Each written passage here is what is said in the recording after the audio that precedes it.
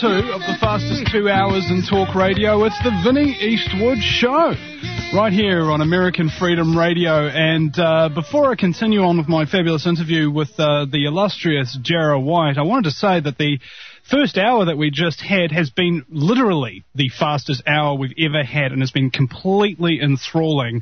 And Jarrah, I just also want to say that if I am making jokes and everything, and if they're not funny, just bear in mind that I do take this incredibly seriously, and okay. I'm deeply appreciative for the amount of knowledge that you've shared with us here today.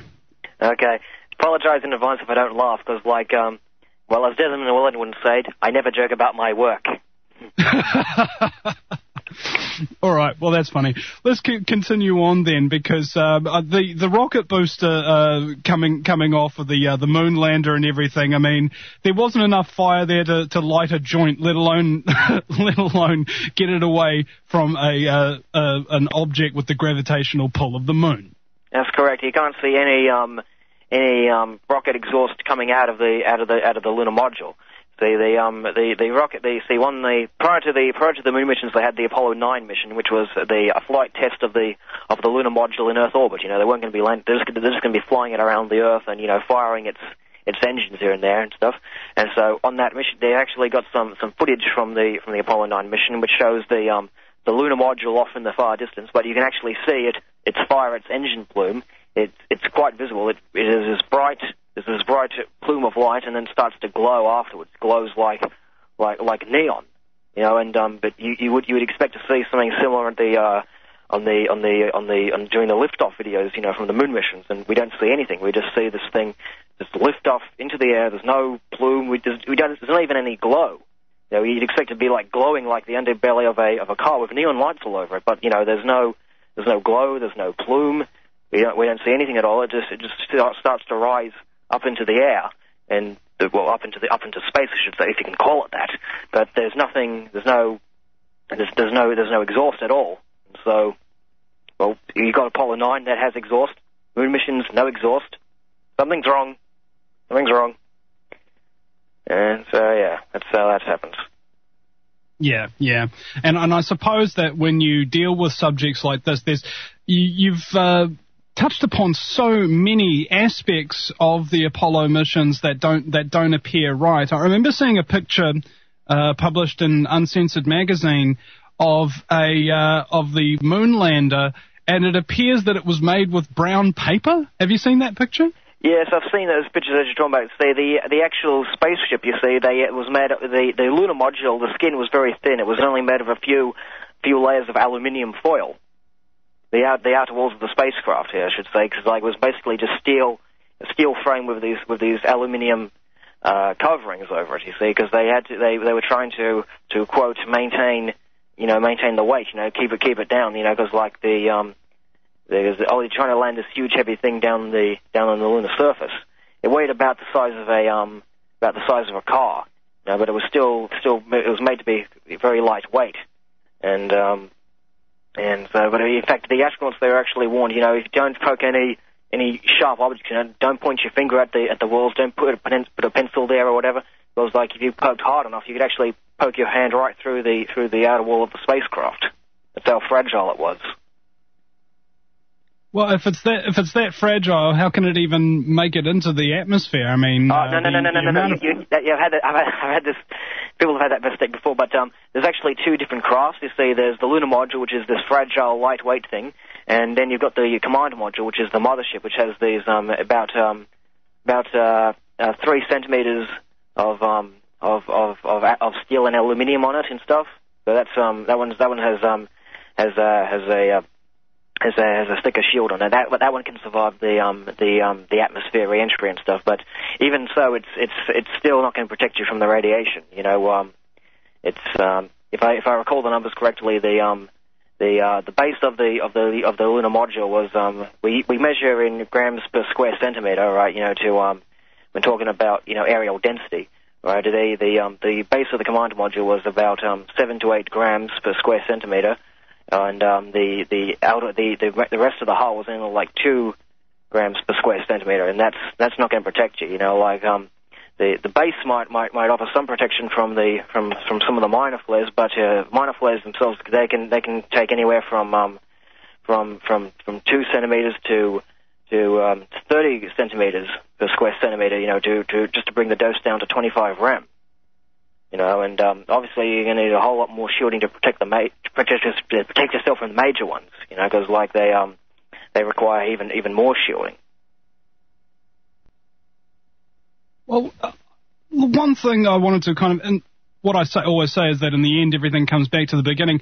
They're called Apollo missions. Now, what's the name? What's the relevance of the name Apollo? I mean, I presume it was like some kind of Greek or Roman god or what have you. What's the significance behind that? Yeah, it was named after the Greek god. You see, they name all these different spacecrafts after Greek or Roman gods, because the early ancient astronomers, they always used to name the stars and the constellations after various gods. They named the planets after gods, and so it's just become the norm, really. So they know why break the habit. That's the way things have been going. Of course, some of the spacecraft that they used, some of them had silly names like the lunar module from Apollo 9. They called that one Spider because it looked like a spider, and they called the command module Gumdrop because it looked like a gumdrop when it was first brought off the factory line, with the blue foil covering it and stuff. And on Apollo 10, they called the two crafts Snoopy and Charlie Brown, but then they started to get serious and they named the next one Eagle and Columbia.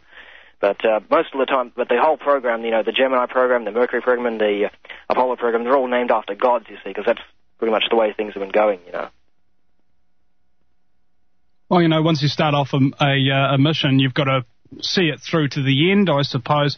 Now, we've talked about some of the red flags, and it appears as though it's coming quite clear to me now that it was a bit of a hoax. Now, how did they pull off the hoax? I mean, we know what the official story is, but what's the actual truth of the matter in your opinion? Like from start to finish, from Kennedy reacting to Sputnik saying we're going to get to the moon through to the final Apollo missions, how was that all carried out and orchestrated, and what was the real agenda behind it? Well, the first guy to actually come out of the closet about this whole thing was a guy called Bill Casing, and he, as I said before, he was actually there during the early part of the space program, and he was working for Rocketdyne, which was one of their contractors. And according to him, back as early as 1961, the NASA and the Defense Intelligence Agency, they started up this clandestine organization called the Apollo Simulation Project, which was an organization in which they devised plans of simulating flights to the moon and then purporting them to be the real thing. And he wrote about all these proposals that he was aware of in his book. He wrote the book We Never Went to the Moon. Now, there's a whole lot more information has surfaced since then. Like what we've got, we're finding this footage and stuff. And so this is how they faked it. There's actually two methods of how they could have gone about faking this, right? One is that they launched the astronauts into Earth orbit and they stayed there for the duration of the entire mission. During this time, they send their radio signals, because the astronauts, they're talking, they're sending back all the data and stuff. They rather than sending it straight to Earth, they send it off to this moon-bound unmanned craft, to simulate the positions, and this craft, beams the information back down to Earth. So if any independent observer, might want to say, okay, let's tune in and see what's happening, they think, okay, this is coming from the moon, but they wouldn't know that they're actually in Earth orbit. And as for And over this time, right, the NASA Manned Spaceflight Network, they're duping the Houston guys, saying, okay, all this data that we're receiving from Apollo, this is coming from Moon, but it's all faked and stuff. They just don't tell them that. Now that's the Earth orbit scenario, which they just remain in Earth orbit, relaying these signals, and then they just simply return to Earth, plunge back down into the atmosphere. Now that's how they did it for Apollos 11 and 10. I've actually got the raw footage from 10, and that shows that the broadcast you see on that mission, they sent back various videos, supposedly showing the Earth far away. And I was watching this footage, comparing it to the official transcript. They have a transcript of all the missions, everything the astronauts said and stuff. And so I'm just watching this, comparing it to the audio, and then at various moments, this supposed live feed would just cut from one angle to another. The audio would remain continuous, but the the video was clearly edited, you know. So what happened was that they had all these pre-filmed videos of the Earth viewed far away, and they were edited together, and they had the ground-to-air communications dubbing the video, you know, in spite of these edits. Now, that's the Earth orbit scenario. Now, there's another way they could have gone about faking this, and this is I believe this was done on Apollo 15. And another method is that the astronauts, they go up the elevator, but then they just come back down it, and they stay on the ground this whole time. The Saturn V is launched unmanned, and during this time, all the data all the voices, all pre-recorded and sent over the landlines to the guys at Houston.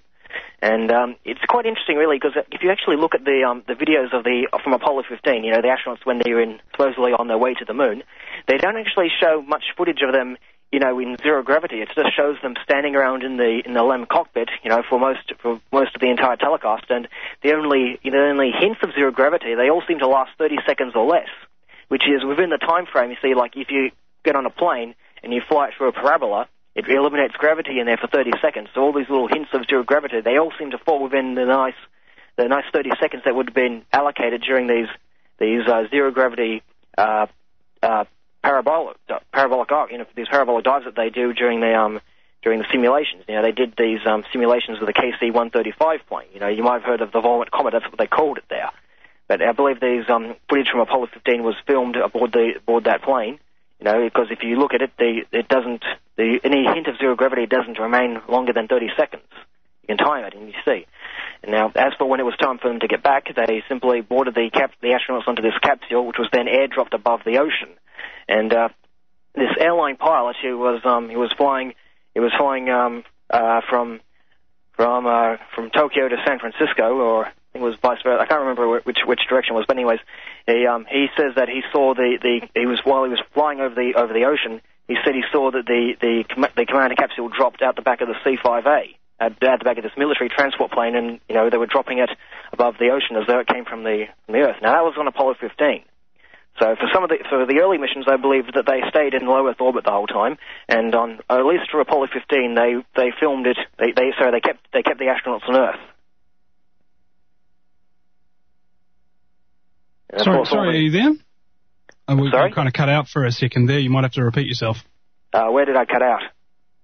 Just like about 3-5 seconds ago. Oh, okay. Well, as I was saying, okay, for the early missions, the astronauts, they stayed in Earth orbit the whole time, relaying their signals to this unmanned craft, you know, to show any independent observer to make it look like the signals were from the moon, when in fact they were in Earth orbit. And on Apollo 15, at least, the astronauts stayed behind on the Earth the whole time, and they filmed these television transmissions aboard the Vomit Comet the training plane. And when it was time to get back to Earth, they simply boarded this capsule that was then airdropped above the ocean, and saw by this airline pilot. He actually called up Bill Casing when he was on an interview, you know, saying that he saw the capsule dropped out the plane along with 3 tourists who were aboard the plane. You know, they saw this capsule dropped out the back. Holy cow! Mm. I've never seen that reported. It was on KOME radio. In fact, while Casing was actually on that radio show, you know, here's an interesting story. While he was about halfway through the show, someone dropped napalm on the transmitter, you know, to try to cut the story off.